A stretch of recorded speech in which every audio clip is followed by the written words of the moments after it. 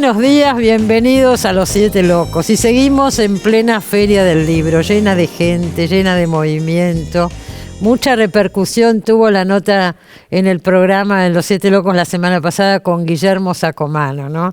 Entonces vamos a seguir discutiendo un poco, no ya por supuesto el discurso de Sacomano, sino la feria, lo bueno y lo malo, lo que pasó en estos días y sigue pasando, porque la feria sigue hasta el lunes, ese fenómeno sociológico impresionante que tenemos acá en la ciudad de Buenos Aires, que es la Feria del Libro, la cantidad de gente que recorre los pasillos, que va a los actos, que se interesa por los libros, nos muestra nuestra mejor parte, me parece, de ese sentido, ¿no? Esa qué sé yo, idea de país culto, de país lector, que nos queda pese a todo.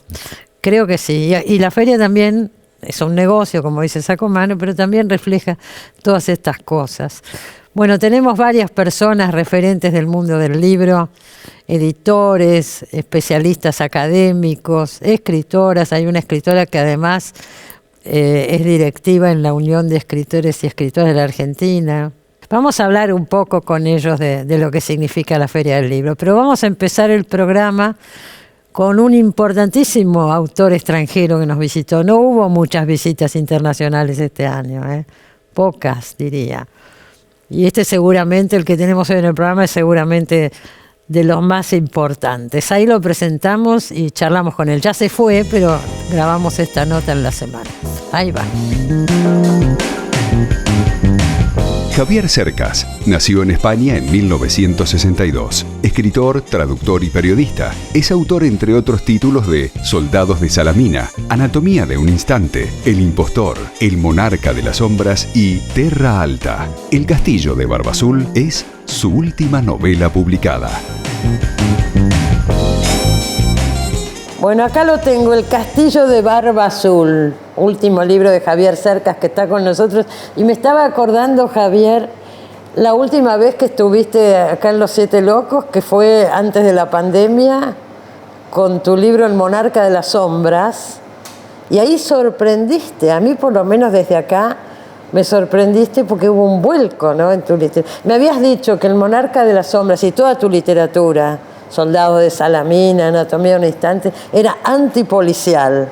Y después vienen las novelas policiales. Contame un poco. ¿Cómo se produjo este cambio? ¿También son antipoliciales? Claro, también son antipoliciales en cierto sentido. No, es verdad, estoy de acuerdo conmigo mismo con lo que dije aquel día, en el sentido... En el fondo yo siempre he escrito novelas policiales, digamos, peculiares, ¿no? En todas había un enigma y alguien que intentaba descifrar ese enigma. ¿En tus libros en todos mis anteriores? Libros. Todos. Y todos los que a mí me importa. Hay un libro... Siempre había una pregunta, ¿no es cierto? Eso es, exactamente. Una pregunta... Para mí escribir una novela es eso, formular una pregunta compleja de la manera más compleja posible, ¿no? Y buscar la respuesta hasta que te das cuenta de que no hay respuesta, ¿no? O que la respuesta al menos no es clara, unívoca, taxativa. Las respuestas de los novelistas, de las novelas, siempre son ambiguas, complejas, contradictorias, ¿no? En el fondo la respuesta es la propia búsqueda de una respuesta, la propia pregunta, el propio libro. Entonces, en este sentido, estas novelas también lo son. Aquí tampoco hay respuestas claras. O hay respuestas que parecen claras y que después resulta que no lo son. ¿Sabes lo que me pasa, Cristina? Que después de ese libro con el que conversé contigo aquí, El Monarca de las Sombras, tú sabes que es un libro muy importante para mí porque tenía que relación con mi familia, es el libro que siempre quise escribir. Lo hablamos acá en el programa. Claro. Contabas de tu familia franquista, de Exacto. un tío franquista. Exactamente. Que muere en la Guerra Civil. En combate en la Batalla del Ebro. Que es en la Batalla de Ebro, nada más. Eso es. Sí. Entonces, ese libro era muy importante para mí y cuando lo terminé, sentí algo que nunca había sentido. Sentí que ahí terminaba algo, que ese era el final de una etapa, que había empezado... Hablemos un poquito, porque para mí esa etapa fue interesantísima, Anatomía de un Instante.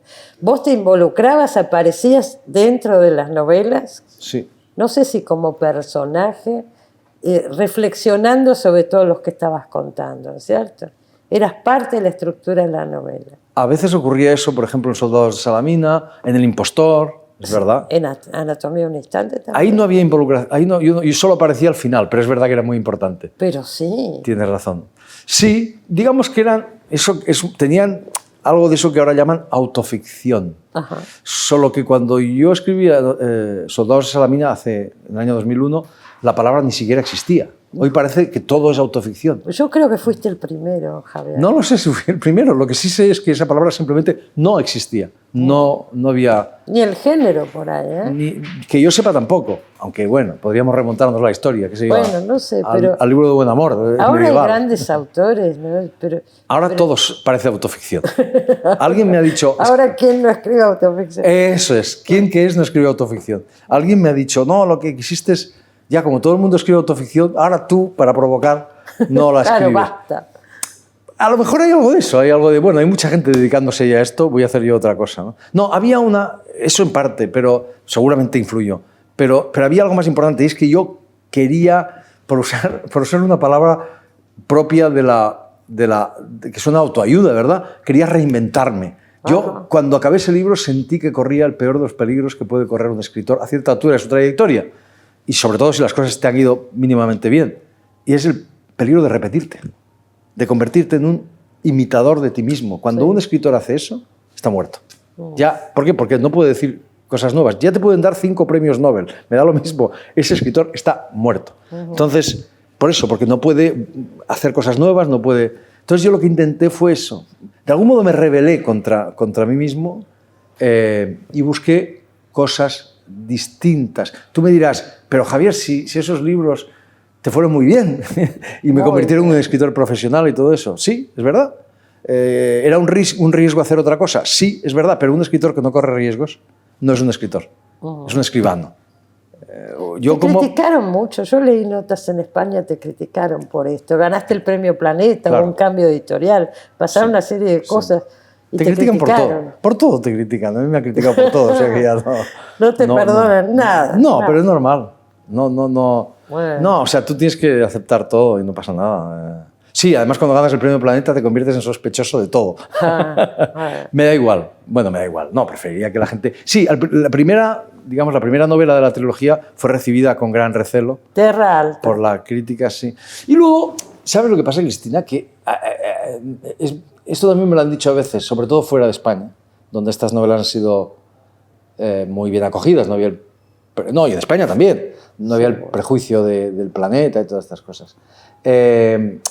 Estas novelas van contra algunos prejuicios, es verdad. Alguien me ha dicho que era fuera de España, sobre todo, me lo han dicho mucho que era una forma de provocación. No era consciente, no era una forma de provocación consciente. Por ejemplo, escribir lo que parece una novela policial, porque te he dicho antes que mis novelas eran policiales todas en cierto sentido, pero claro, aquí estamos ante una novela protagonizada por un policía. Había un enigma siempre, eso es verdad. Pero aquí ya estamos ante un policía y en las primeras 2 novelas y ante un asesinato en la primera. Por supuesto. ¿no? Entonces, digamos cambios grandes. Claro, la atmósfera policial era más visible, ¿no? Y todavía, increíblemente, hay gente, Cristina, esto a mí me asombra, sobre todo críticos, como tú sabes muy bien, que creen que el género policial es un género menor. Pero eso ya no se discute más. Pero parece que sí, que hay gente que sí, que existe todavía este prejuicio. Claro, quien dice eso, sobre todo, claro, tú sois argentinos, claro, Borges fue el primero que... En Argentina no creo que nadie diga una cosa pues, así. No, me alegro, España. claro, porque Argentina es un país civilizado, pero bueno, por ahí... Depende. Bueno, por lo menos literariamente. No, hay lugares donde todavía existe ese prejuicio. Claro, es algo asombroso, ¿no? Quien dice eso no sabe lo que es la literatura. Es un Además, prejuicio... bueno, yo pienso más que Montalbán, por ejemplo. Borges mismo, Sciascia. Hablando de los españoles, Sí. digo. Sí, grandes escritores. Existe que ese escribían prejuicio. policiales. Existe ese prejuicio. O sea, estoy pensando Sciascia, por ejemplo, en Italia. Sí, por supuesto. Un gran escritor, pero todavía en Italia no aceptan que escribía novelas policiales, porque suena como a un género menor. Y todo el mundo que sabe lo que es la literatura sabe que no existen los géneros menores o mayores. En Italia tienen a Montalbano, nada menos, el comisario Montalbano. No es tan bueno como Sciascia, en mi opinión, pero bueno. No existen géneros mayores o menores, existen formas mayores o menores de usar los géneros. O sea, la tragedia, claro que tiene gente buenísima, a Sófocles y a Shakespeare, yo qué sé, pero tiene una cantidad de basura monumental. Con el relato policial o con la... Pasa lo mismo. ¿Y en por realidad, qué quisiste solo hacer hay policiales, Javier? Es que no lo quise. Surgió así. Surgió. Sí, es decir, es literalmente así. Yo lo único que pretendo, yo creo que solo hay 2 tipos de literatura, la buena y la mala. Todo lo demás es verborrea, palabrería, pseudointelectual. Entonces yo intento escribir, en cada caso lo que intento es escribir la mejor novela posible. Eso es todo mi propósito. Bueno. Absolutamente nada más. Y me da un trabajo enorme. Entonces, nunca pretendí escribir una novela policial. Lo que ocurrió es que en un momento determinado yo vi literalmente o entreví a un personaje que es el personaje principal de estas 3 novelas, que es Melchor Marín. Y me puse a escribir sobre él. Era un personaje lleno de furia, lleno de oscuridad, lleno de dolor, lleno de deseos de venganza, un montón de cosas que yo no sabía entonces, pero las tenía dentro de mí mismo por circunstancias diversas, y empecé a escribir sobre él. Y en un momento determinado, pero cuando ya llevaba tiempo escribiendo, me dije, este tipo solo puede ser policía. Solo puede ser policía. Seguramente porque el tema central, en el fondo, de estas 3 novelas es la ley, la justicia, y me dije, solo puede ser policía. Lo cual, Cristina, era un problema gravísimo para mí.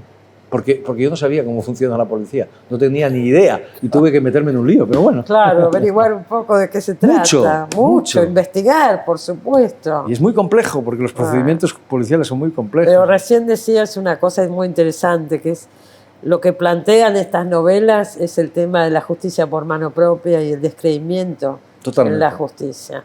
Totalmente, ese es el tema central. Es decir, te decía que para mí escribir una novela lo era antes y sigue siendo ahora. Sigue siéndolo ahora, es eso, formular una pregunta compleja de la manera más compleja posible, ¿no? Y no contestarla.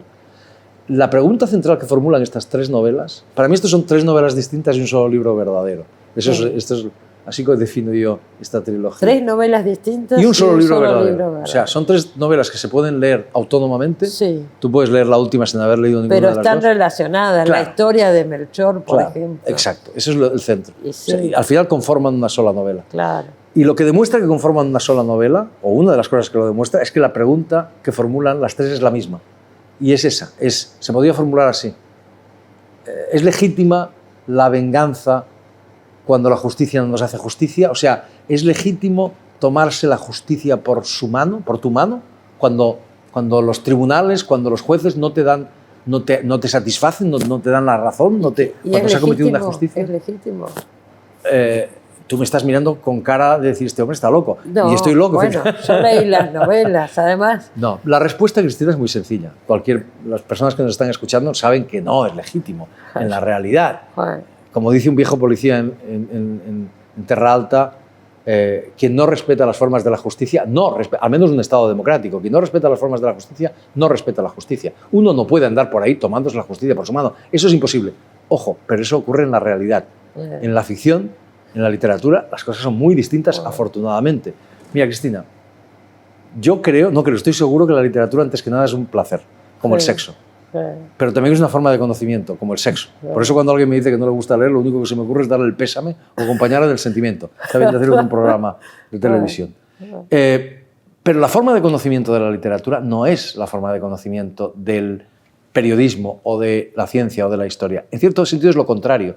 Lo que hace la literatura, lo que hace las novelas, lo que deben hacer es poner en cuestión nuestras certezas más arraigadas, sacarnos de nuestras casillas, ¿verdad? Provocarnos, obligarnos a, como se dice ahora, empatizar con actitudes, con personas, con ideologías, de las cuales abominamos o con las que no comulgamos en la vida cotidiana. Eso es lo que hace realmente la literatura. La gran literatura lo ha hecho desde siempre. Seguro. Tú ves Ricardo III de Shakespeare, protagonizado por el monstruo más monstruoso de la literatura universal, y de repente te pones de su lado. Por supuesto. ¿Verdad? Como uno te pones con del lado... esta gente está deseando que le salga bien. Claro, aquí en estas novelas... Uno nos acompaña en lo que está. Claro, en estas novelas tú estás del lado, totalmente del lado de alguien como Melchor Marín, que es un hombre lleno de oscuridad, pero también lleno de luz, y que hace unas cosas que en la vida cotidiana no aceptaríamos. Y sin embargo, yo quiero que el lector esté del lado de Melchor. Y creo que el lector está, sin duda ninguna, del lado de Melchor Marín. La novela, pero le pasa algo realmente muy brutal, con una hija. Así es. Y él recurre a la justicia y están todos comprados por un magnate y bueno, y no hay manera de avanzar con esto. Así es. Y ahí eso, vienen otras ideas. claro, y eso ocurre aquí y ocurre en todas estas novelas. Es decir, vemos como alguien ha cometido verdaderas barbaridades, no solo Melchor, sino otros, pero yo no lo juzgo. Yo le digo al lector, ¿tú qué opinas de esto? Pasa esto, esto es lo que hay. Esto. Y la realidad es así de compleja. ¿Qué harías tú? Se van concatenando, podríamos decir, las novelas, porque la historia que sucede en esta, la mujer de Melchor, yo quiero tirar algunos datos sin contar mucho. La mujer de Melchor, su nueva pareja, está relacionada con el crimen de Exacto. la primera novela, que Exacto. matan a sus padres. Exacto. ¿No es cierto? Claro. Sí, eso es lo que ocurre. Por eso digo que al final es toda una novela. Claro. En el fondo estas novelas, estas tres novelas, quieren recuperar la respiración de las grandes novelas del siglo XIX que adora Melchor Marín, ¿no? Esas novelas en Los las que... Miserables. Claro, Los Miserables es como la novela fetiche. Sí. Entonces, esas novelas en las que te sumergías Sí. y se convertían en un mundo, ¿verdad? Y te hacías amigo o enemigo de los personajes y convivías con ellos. Y se creaba eso, un mundo de relaciones entre ellos. Seguro. Es un poco lo que estas novelas Yo pensaba ojalá creen. a raíz del tema de Los Miserables, porque este hombre, Melchor, tiene como un cambio muy grande en su vida después de leer esa novela. No era un lector, ¿no es cierto? Lo contrario. Y hay algo que es paralelo, y es el fenómeno de la reinserción en la sociedad de un personaje que viene como el protagonista de Los Miserables y también de estas novelas tuyas, ¿no? Melchor, que Sí. viene de otra historia, de otro mundo, de situaciones muy complejas, Sí. marginales. Sí. El diario Le Monde se preguntaba si esto era Los Miserables del siglo XXI. Ah, Creo que es lo más bonito que han dicho de este libro. Bueno. Ojalá se pareciera en algo, ¿verdad? Porque es bueno, una gran novela. epa. Es una de las grandes novelas de todos los tiempos. Y sí, para Melchor es una Pero obsesión. por algo le elegiste, ¿no es cierto?, para que sea el libro de cabecera de Melchor, digo. Sí. La respuesta a eso es que no elegí yo el libro, lo eligió Melchor. Es decir, para mí ese libro, que obviamente es una gran novela, no significa ni una ínfima parte de lo que significa para Melchor. A Melchor le cambia la vida. Yo en un momento, ¿sabes, Cristina? Lo que ocurrió fue que me pregunté qué libro podría literalmente cambiar la vida de un chico como Melchor Marín. Estamos hablando de un chaval... Hijo de una prostituta. Un chaval nacido en el barrio más duro de la Barcelona metropolitana, hijo de una prostituta, no conoce a su padre. A los 18 años está en la cárcel porque está trabajando como pistolero, literalmente, para una banda de narcos que opera en Barcelona. O sea, un tipo que es exactamente lo contrario de un intelectual, que no ha leído un libro en su vida, que le echaron del colegio por pegar a un maestro, a un profesor. Y pensé, ¿qué libro puede ser eso? En la cárcel. Y inmediatamente pensé, solo un libro como Los Miserables puede cambiarle la vida. Y así es. Es decir, lo que le ocurre a Melchor es que un día está en la cárcel, en la biblioteca de la cárcel, porque ha conocido a un tipo que trabaja en la biblioteca y que le ha encantado.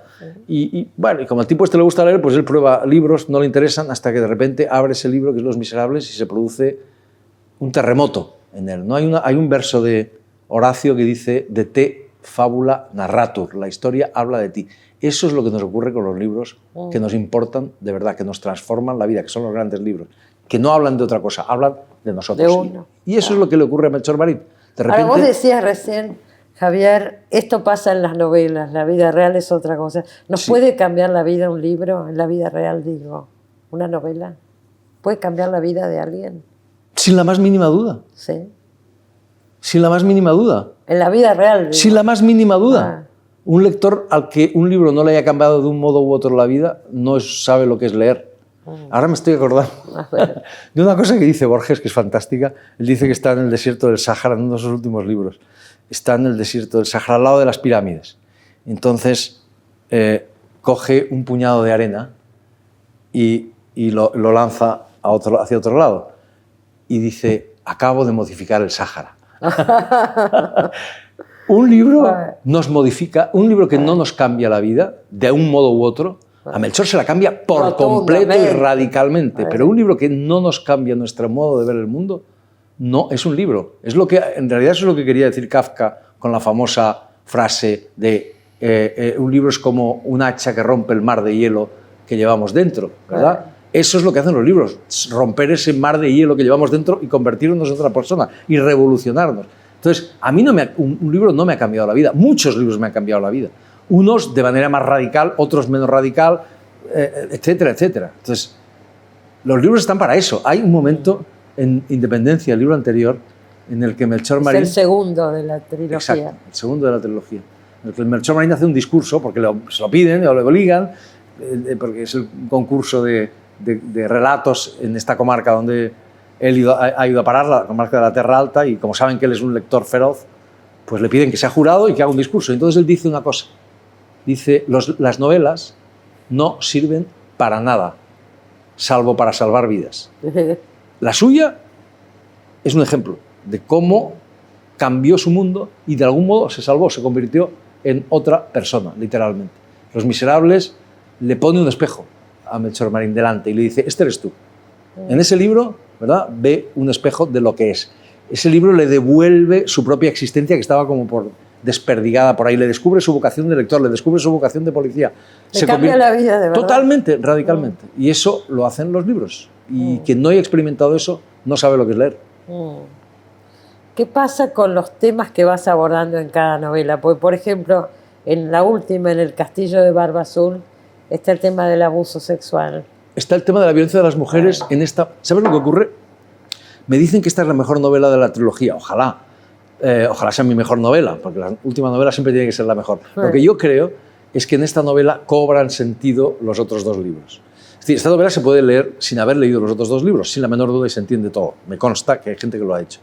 Pero en esta novela cobra sentido todo lo anterior. El tema de la violencia contra las mujeres es un tema que estaba desde el principio en estos libros. Melchor Marín es un personaje asediado por la violencia brutal contra las mujeres de su vida, contra su madre, contra su mujer, contra su hija. Exacto. Solo que aquí, es cierto, es mucho más visible, aquí ocupa un lugar mucho más central. Y, como cualquier persona decente, me da náuseas cada vez que pongo la televisión y veo que un tipo ha intentado quemar a su mujer o ha matado a su mujer. Pero Melchor Marín, que ha vivido estas cosas de otra manera, reacciona de otra manera también, que no vamos a contar aquí. No la vamos a contar. pero insisto... Lo que yo digo, uno está deseando que le vaya bien, eso sin lugar a dudas. Porque es un personaje adorable. Sí. Perdona, yo estoy enamorado de este tipo. No puedo decir ¿vas a seguir con él? Ay, esta es la pregunta más complicada. No, creo que no.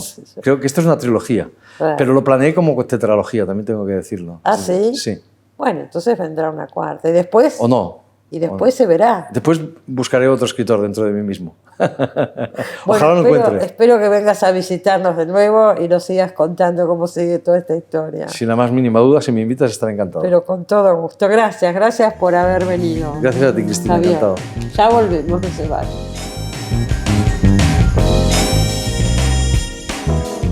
Bueno, último fin de semana de la Feria del Libro. Entonces pensé, vamos a hacer un balance, pros y contras de todo lo que pasó en estos días, que fue tan hablado, tan comentado.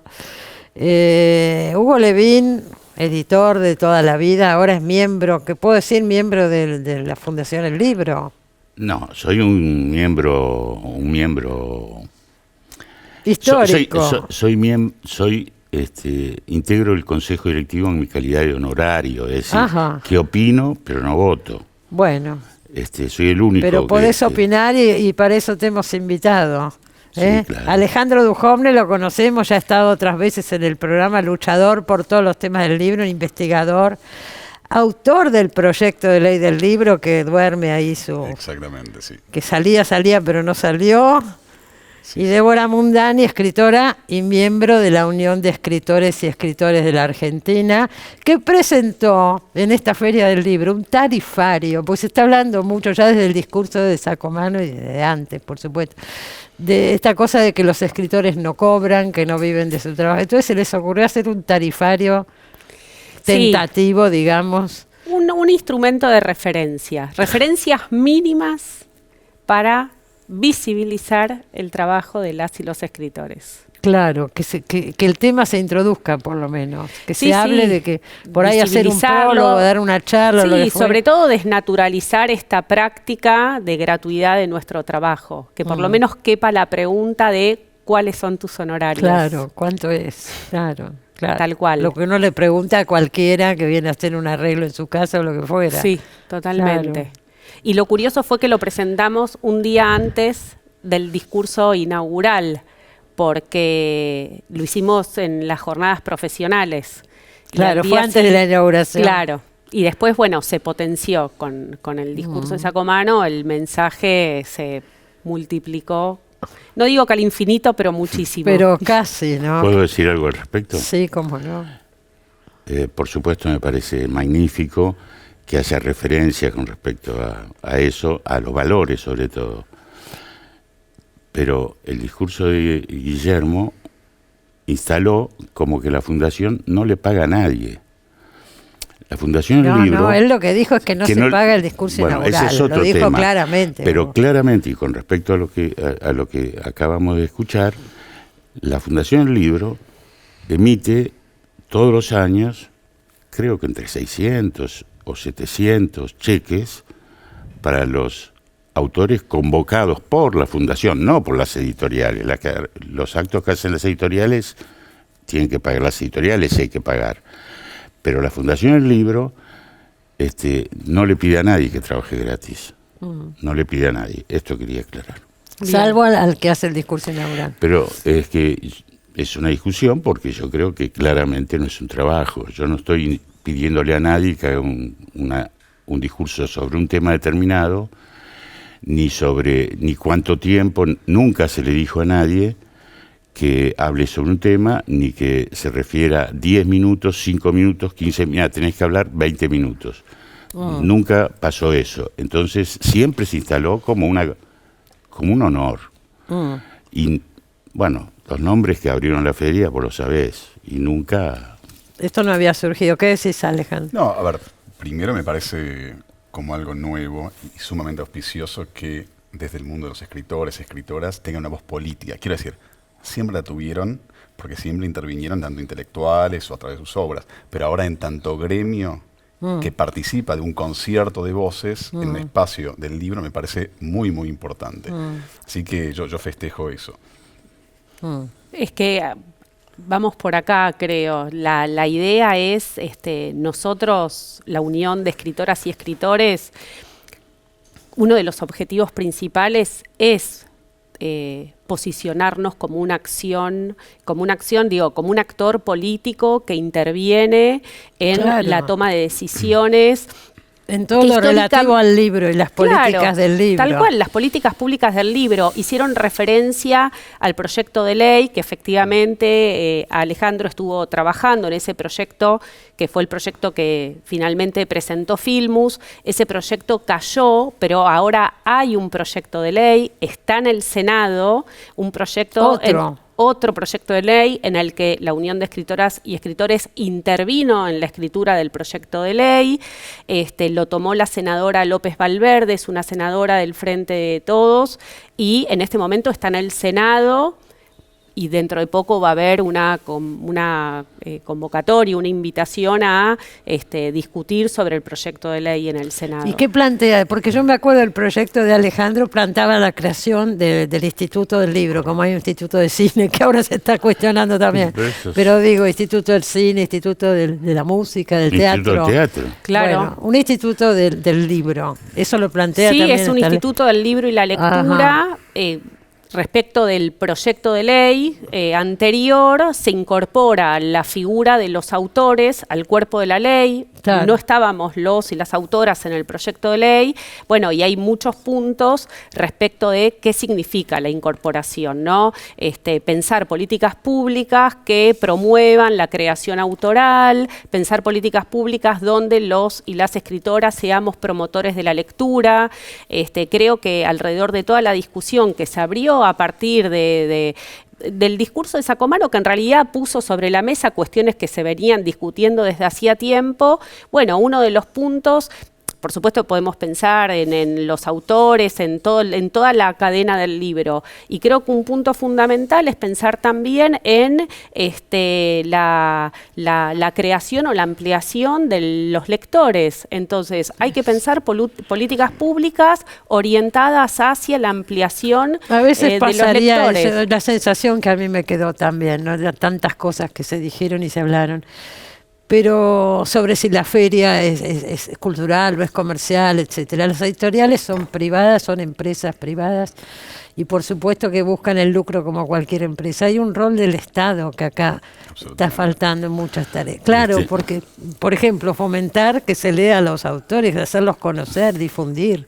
Pero, perdón. No, adelante, Andrew. Hay una cosa, la feria y algún comentario, no solamente el discurso de Guille, sino la feria, una amiga, me voy a permitir, sin decir su nombre, copiar lo que me escribió. Ese discurso es el paradigma de la autodestrucción argentina. Si no existiría la Feria del Libro, de la cual yo, por supuesto, he sido presidente, pero antes de ser presidente fui 20 años expositor, es decir, estuve en la primer feria. Para mí es un orgullo extraordinario tener la feria que tenemos. ¿Están de acuerdo? Sí, yo creo que lo que tenemos que pensar es, por supuesto, o sea, no es si es un orgullo o no. Yo creo que para todos nosotros, todos y todas las que formamos parte del mundo del libro, y para aquellas personas también que son parte del mundo del libro desde otro lugar, que es desde la lectura. Por supuesto que exista la feria, está buenísimo, nadie está discutiendo que exista la feria. Yo en realidad lo que creo y lo celebro es que se haya puesto en discusión un montón de aspectos que no se discutían. Pero no solamente en relación a los autores, hay muchos otros temas que discutir acá. Sí, Alejandro, te escuchamos. Sí, a ver, me parece que lo que más allá o más acá del discurso de Acomano, lo que puso en evidencia, yo las observaciones críticas las hice en una nota pocos días después acerca de el carácter Yo vi, cultural, escribió ¿no?, de la una nota feria. Alejandro, escribió una nota Hugo. Débora no sé si escribió una nota, pero habló de esto por todos lados. Sí, yo Por creo algo los invitamos hoy acá. Creo Sí. que hay dos. Él planteó muchísimas cosas, abrió un arco de problemas, pero creo que fue a dos temas medulares que hacen a la discusión sobre el lugar de las escritoras, que tiene que ver sobre el lugar cultural en la feria y sobre el famoso 10% si se le paga o no. Yo creo que eso A los autores, el 10% del precio de tapa. Correcto. Bueno, yo creo que se puede discutir. Algunas editoriales lo pueden pagar, otras no lo pueden pagar. Es una discusión muy amplia. Sí. Pero creo que, más allá, no quiero volver sobre cosas que ya escribí, ya dije, creo que hay dos cosas que evidencian el discurso sacomano que tal vez nos permiten dar un pasito más en la conversación para construir un discurso colectivo. Primero, hay un malestar. Su discurso lo que hace es visibilizar, evidenciar algo que ya viene diciendo la Unión de Escritores y muchos otros escritores más. Hay un malestar y que se puede extender a otros actores de la cadena del libro, una precarización, y que no es responsabilidad necesariamente del mundo editorial, aunque algunas editoriales pueden no ser de todo correctas en los pagos, etc. Y otra que me parece que en realidad es causa de la anterior, que es la enorme dificultad que tiene el sector para hablar dentro de sí. Es decir, el mundo del libro está compuesto por muchísimos rubros, muchísimos eslabones que no necesariamente conversan. Es más, diría que no conversan porque hay una cantidad de ideas, prejuicios, prevenciones que hace que sea muy difícil. Eso nos por está momentos. pasando en muchos otros ámbitos en la Argentina, No lo ¿no? dudo. Es Y parte de la cosa. Y creo que es la condición necesaria Ay. empezar esos diálogos para ir finalmente a lo que decías vos, política pública, porque Sí. el Estado per se habitualmente no actúa. Actúa en tanto y en cuanto un sector, sea el que fuere, demanda, exige, plantea Exacto. propuestas. Entonces, Ay. creo que a ver, y pongo un ejemplo, desde el Centro de Estudios y Políticas Públicas de la Universidad de San Martín, que actualmente dirijo, estamos trabajando junto a la Cámara Argentina del Libro y la Cancillería Argentina, la Dirección de Asuntos Culturales, bajo la dirección de Pablo Vázquez, en un plan de internacionalización editorial a 5 años. Bueno, el otro día me llegó esta información, dicen que lo van a presentar creo que en julio. Exactamente, la idea Sí. es hacia fines de julio tener un plan. Políticas de Exacto, Estado, de largo políticas plazo. públicas, claro, que se sostengan. Sí, desde el rol, digamos, desde la representación de los escritores y escritoras, bueno, la cuestión es ser parte también de esas mesas de discusión. Esa es la cuestión. Y en relación a esto que planteaba Alejandro, de el diálogo interáreas, o entre actores, apenas hubo una apertura, ¿no?, en medio de la pandemia y promoviendo la discusión alrededor de la ley del libro, antes que presentara el proyecto la senadora López Valverde, nosotros hicimos un encuentro abierto en el que participaron, mantuvimos reuniones con la Cámara Argentina del Libro por un lado, mantuvimos reuniones con libreros, mantuvimos reuniones con editores y editoras, con imprenteros. O sea, el proyecto este surge de ustedes, de los autores surge. Bueno, no podemos decir que nace de la nada porque nosotros estamos, digamos, también releyendo los proyectos que estuvieron, Débora, yo pienso que una se cosa, presentaron antes, ¿no? Yo pienso una cosa, esto es bastante nuevo porque históricamente los autores son muy individualistas y no han actuado, no han buscado ese lugar. Históricamente no lo han buscado. Yo me acuerdo, la gente de teatro, cuando logró que saliera la ley de teatro, la manera en que se movilizaban y consiguieron. No, Sí. pero no puedes sacar de contexto las cosas, ¿Qué Cristina. contexto? El contexto es que la ley del teatro y la ley de cine salieron en circunstancias que desde dentro de los poderes legislativos los impulsaban gente muy vinculada. Es decir, generalmente los presidentes de las comisiones de cultura, de Senado y de diputados fueron actores. Que eran Sí, pero no presidentes es de la comisión de solamente literatura. eso. No, eso lo impulsaban mucho. Bueno, está bien, Porque pero lo hubieran logrado de todas maneras. Si ella fuera presidente de la comisión de cultura Hay que ver. Si vos fueras presidenta, Claro, pero si bueno, fueras electa pero sí. diputada, Débora, por todo lo que manifiesta, tiene una vocación, digamos, política, pero muchos escritores no la tienen y no la han tenido a lo largo de la historia. Y fueron, por ejemplo, Alejandro, cuando hizo su proyecto, yo estoy segura que tiene la mayor buena voluntad, y en ese proyecto no estaban incluidos los autores. O Tal sea, vez ni no se veníamos pensaba. traccionando todavía. O sea, fue un momento de convergencia, era un momento inicial, tuvimos muchas conversaciones con lo que después fue la unión. Sí. Y la idea era ir incorporando, y nosotros le pedimos, de hecho, traten de organizarse, institucionalizarse para que puedan tener una voz formal dentro del proyecto. O sea que fue un diálogo bastante intenso. Bueno, acá hay una cosa que me parece sí. a mí, ¿no? Que acá hay una industria que entre todos no se ayuda a que se desarrolle y crezca. Por más que haya autores, no va a haber editoriales, entonces hay que ir todos juntos, me Sí, parece, con políticas públicas, el precio del papel, acá se han planteado Sí. una serie de cosas que son Me muy gustaría importantes. desmitificar algo. Es cierto Sí. que las y los escritores trabajamos ¿Qué es eso? individualmente cuando creamos, Claro. pero trabajamos colectivamente en lo que creemos que hay que transformar. parece Y muy lo digo a bien. propósito, lo de creamos y creemos, Bueno. porque también hay una idea alrededor de que nuestro trabajo es solitario y de hecho fue muy difícil poder plantear la idea de que hay derechos de los trabajadores de la palabra en la medida que había mucha fragmentación, no éramos tal vez ni un actor político, lo que no quiere decir que algunos autores sí tuviesen mucha participación política. Digo, hay grandes escritores en la historia de la Argentina que han tenido una vocación política y que la literatura venía detrás. Bueno, la cuestión ahora es Bueno, poder nuclearlos de tal manera. remontamos al siglo ¿Puedo XIX. hacerles una pregunta pero- incómoda? ¿Puedo Sí. hacerles una pregunta Sí, incómoda? claro. En tu tarifario. Sí, no que es yo mío, no lo vi. es de la No, Unión en de el Escritoras tarifario y que ustedes Escritores. presentaron. Si venís vos a traer un libro nuevo que publicaste y venís al programa de Cristina, ¿Cristina te tiene que pagar?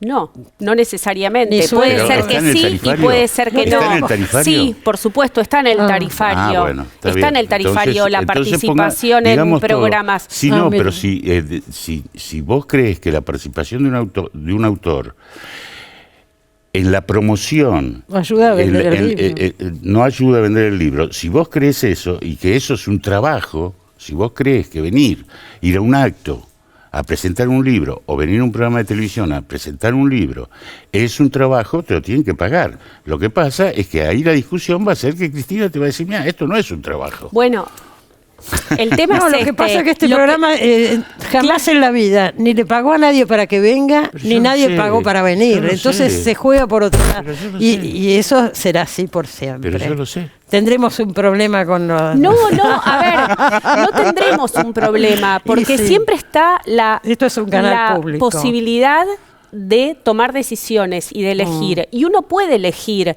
hacer alguna de las tareas propias del trabajo de las y los escritores de forma gratuita. Lo que no significa que se considere que todas las actividades periféricas a la escritura sean gratuitas. Habría que preguntarse por qué los autores tenemos esta forma de promocionar nuestros libros. En tal caso, la pregunta que hay que hacerse es esa, ¿no? ¿Cómo funciona la lógica o la A legitimidad mí me parece, de Débora, los que lo que autores en el tenemos que campo lograr entre literario? todos es que se los conozca más a los autores, se los lea más, se los difunda más, se los publique más. Entonces eso solo genera dinero, Bueno, obviamente. con la lógica de este programa y de todos los programas, así fuera un programa, así vos estuvieras en un canal privado, si invitás a un autor a hablar de su libro, ese autor no está trabajando, viene a promocionar su... Y eso es un trabajo. Eso es un trabajo. promocionar el libro. Pero promocionar su libro, no viene a promocionar un libro. Es su libro, es el libro de la editorial, no es solamente su libro. Bueno, vamos a hacer una cosa. Me voy a un pequeño corte y seguimos un bloque más, porque no hablamos todavía. Yo quiero hablar un poco de la Feria del Libro, lo que representa la Feria del Libro, por lo menos para mí y para cada uno de los que están acá. Pros y contras, pero nos queda un bloque, ¿no es cierto? Bueno, Claudio, nos vamos al corte, enseguida volvemos.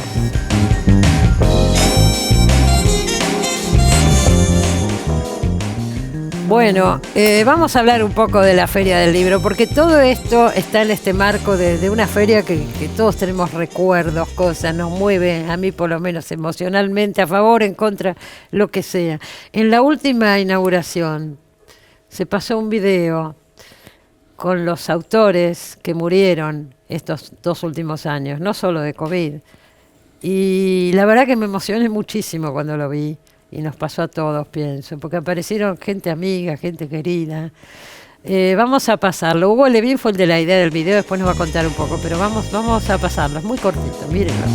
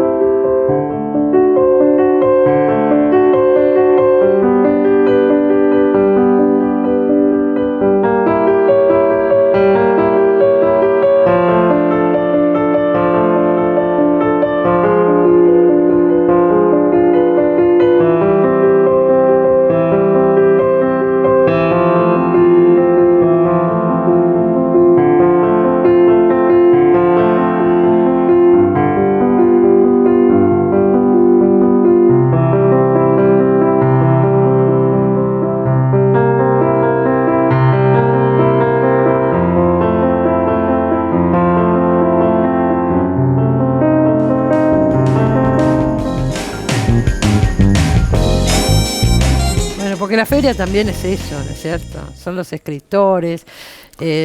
Vos se te ocurrió este video y la verdad que fue una idea buenísima. Y había otro recuerdo para los profesionales del libro que se leyeron el día que se hizo el cóctel de profesionales. Ah, claro. Bueno, porque claro, fueron 2 años durísimos. Estuvo cerrada la feria 2 años. Murieron muchos libreros, muchos, algunos muy queridos, íntimos. Perdimos a mucha gente y también a todos estos escritores que vimos recién. Contame un poco tu relación con la feria o lo que quieras decir a partir de estos días que estamos viviendo. Yo soy cordobés. O sea, que llegué a Buenos Aires creo en 2005 y de ahí más todos los años fui a la feria, primero como un lector, como público y después ya a un momento como autor, pero también como alguien que la sigue profesionalmente. Totalmente, haciendo etnografías de la feria, tomando notas.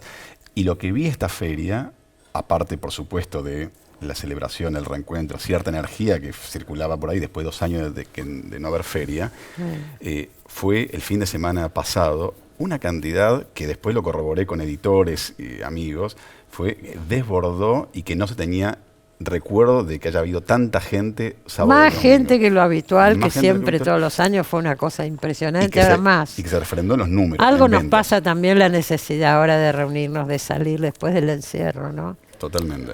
Pero para mí siempre fue un misterio la feria, un misterio sociológico, yo podría decir. Porque es una No es mezcla. un país que se lea tanto, No, es una y sin mezcla. embargo, Es una hay mezcla algo ahí que misterioso. alguien acertó hace 40 años, Sí. 46 años, acertó con el tono de la feria. La feria es una mezcla y en eso es así, es una mezcla de cultura, es una mezcla de show, es una De mezcla negocio. de entretenimiento, de negocio, de comercio, pero el que lo pensó extraordinariamente bien. Y yo creo que es lo que hay que proteger y hay que conservar, porque, bueno, podemos hacer una feria mucho mejor, por supuesto, pero si esta feria no existiera, yo sería de los tipos que dijera, ¿cómo no podemos tener una Bueno, feria? la industria toda la estaba esperando ansiosamente, ¿no? Para es una gran repuntar. oportunidad. Es una gran oportunidad. Es una gran oportunidad para, por supuesto, para los editores que están ahí, para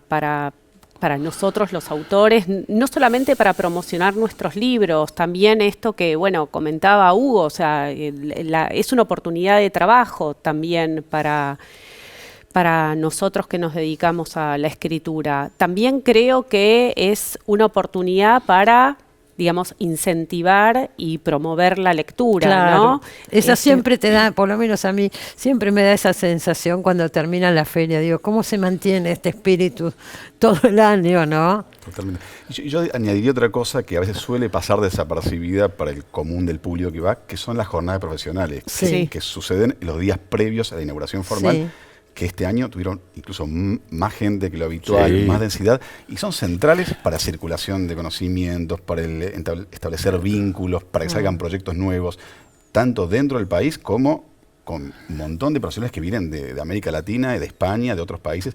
Creo que la feria también cumple un rol en la internacionalización y la profesionalización del sector, que es clave y que eso no se puede perder. Por el contrario, yo creo que están haciendo muy buen trabajo en traer más gente, invertir más recursos ahí. Déjame decir un pequeño párrafo. Ahora en estos días, en la semana anterior, fueron la feria, las jornadas de bibliotecarios. Déjame Sí. contar esto.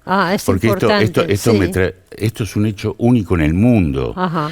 Yo he traído, doy mi palabra de honor, en otras épocas le he pedido a gente profesionales que estaban para las jornadas que se quedaran y que vieran esto, y hubo gente que se emociona. Ver durante horas, los pabellones repletos de bibliotecarios, haciendo cola para pagar los libros que compran. Pero En aclaremos la Argentina qué es está eso, la ¿de dónde CONAVIP, sale? Ahí está. y la CONAVIP está en peligro. Entonces por esto quiero hablar, porque también tiene que ver, bueno, yo lo quería decir antes y no lo dije. Sacomano me hizo acordar a la famosa frase de Sarmiento, contestándole a alguien, dijo, tengo los puños llenos de verdades. Y claro, Sarmiento era Sarmiento y Sacomano, y Sarmiento fundó CONAVIP, Comisión Nacional de Bibliotecas Populares, que es una de las pocas instituciones que sobrevive desde entonces en la Argentina.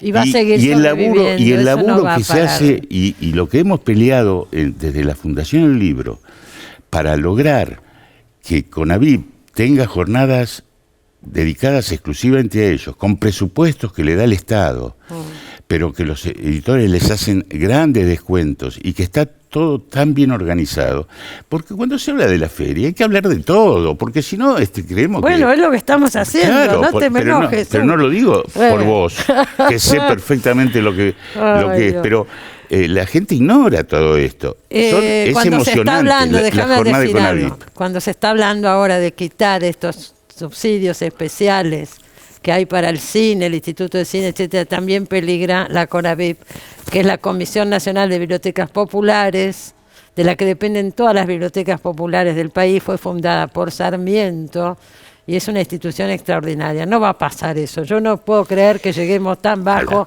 No va a pasar eso. Ojalá. Bueno, O sea, hay que derogar una ley que dice que a fin de año Es Inciso de un claro, es artículo el de la ley. inciso Bueno. B Cosa del, mucho más- del Bueno. artículo 4. Bueno, no Sí. puede pasar una cosa así. No, totalmente. Yo creo que María del Carmen Bianchi, con todo ese equipo, que es un equipo muy profesional y La grande, directora de la CONEL. Sí. correcto, están haciendo un trabajo monumental para tratar de que eso no suceda y Sí. que un inciso de un artículo en la ley dé por tierra más de 100 años. Bueno, ¿no? estamos de un todos proyecto increíble. apoyando, por eso Bueno, digo, hay pero- cosas que no pueden pasar. Pero volvemos a la cuestión de las políticas públicas. Sí, Digo, poder volvamos. entender cómo es ese sistema redistributivo de los ingresos para poder sostener políticas públicas como aquella que promueve la lectura en todo el país. Para eso están las Nos bibliotecas hacen falta populares. más políticas públicas. Decía alguna voz, Alejandro, que estás bien en el tema. ¿Qué es lo más urgente ahora para revitalizar? Esta fue la primera industria de habla hispana, ¿no es cierto, Hugo? La primera. También hay mucha mitología. con Bueno, eso. digamos que nos fuimos No, para a atrás, nosotros- como a en nos- tantos sí, ámbitos. claro, Bueno, claro que sí, pero nunca fuimos durante 4 o 5 años. bueno, creo que- alguna vez fuimos. pero por supuesto, Déjame acordarme de eso. Parece que giramos un poquito siempre sobre lo mismo, pero me parece válido que se discute el 10%, los porcentajes que se pagan absolutamente del precio de tapa.